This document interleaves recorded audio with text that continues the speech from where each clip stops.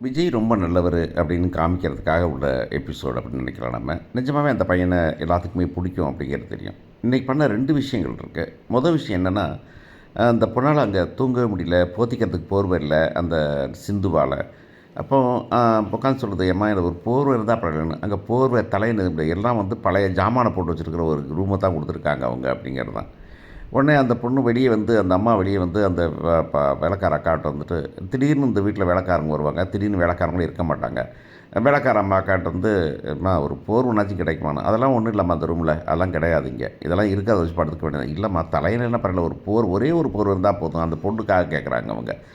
இதை விஜய் பார்த்துறாரு. பார்த்துட்டு விஜய் வர்றாரு, வந்து அந்த "ஏக்கா இங்கே வாங்க" அப்படின்னு கூப்பிட்டு, "இங்கேயா தங்குறாங்க அவங்க?" அப்படின்னு. "ஆமாம்."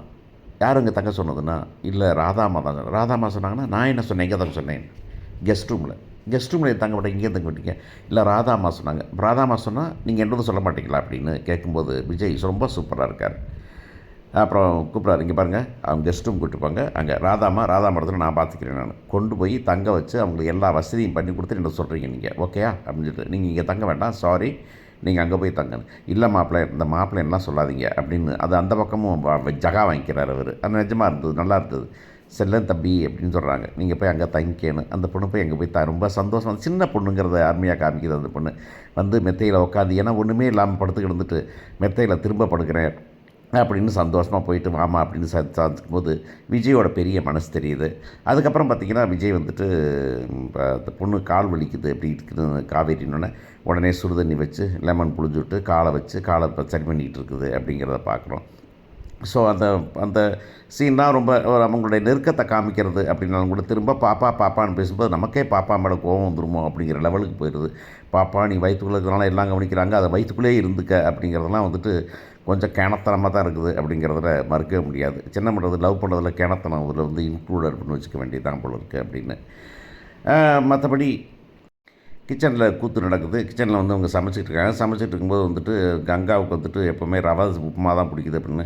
என்னன்னாக்கா, அதாவது ப்ரெக்னென்ட் டைமில் என்ன வேணாலும் பிடிக்கலாம் அப்படிங்கிறது தான். உடனே வந்து "தோசை ஊற்றி கொடுங்கக்கா, முட்டை ஊற்றி கொடுங்கக்கா, அதில் வந்து நல்லெண்ணெய் ஊற்றி கொடுங்கக்கா, அப்போ தாக்கா நல்லா இருக்குங்கக்கா" அப்படின்னு வந்துக்கிட்டு நம்ம முத்துமலர் வந்து சொல்ல, உடனே "நான் கேட்டேனாடி" அப்படிங்கிற. உடனே இந்த பொண்ணு வந்துக்கிட்டு, "இது இப்போ அப்படி சுட்டு கொடுத்தா அந்த புளிக்குழம்பு லேசாக ஊற்றி முட்டை தோசையில் ஊற்றி கொடுத்தாக்கா எங்கள் அவருக்கு ரொம்ப பிடிக்குங்க்கா" அப்படின்னு. இப்போ பேசாமல் அவனுக்கு விஷத்தை வச்சுருப்பேன் நான் அப்படின்னு சாரதா பொங்கிறது நார்மலான பொங்கல் தான். அப்படி நிஜமாகவே கடுப்பாகல. நான் அவர் அப்படி சாப்பிடுவார், இப்படி சாப்பிடுவார் அப்படின்னு சொல்கிறதெல்லாம் ஒரு மாதிரி இரிட்டேட்டிங்காக இருக்குது. ஆனால் ஒன்றே ஒன்று தான், அறிவாளித்தனமாக எதுவுமே இந்த சீரியலில் நடக்காது அப்படிங்கிறதையும், இருக்கிறவங்கள பூரா முட்டாளாக்கி மூடனாக்கி இந்த லவ் லீட்ஸ் டு முட்டாள்தனம் அப்படிங்கிற மாதிரி வந்துக்கிட்டு விஜயை முட்டாளாக்கி காவேரியை முட்டாளாக்கி பண்ணுறது. அப்புறம் நம்மளையும் முட்டாளாக்கி தான் இந்த சீரியல்.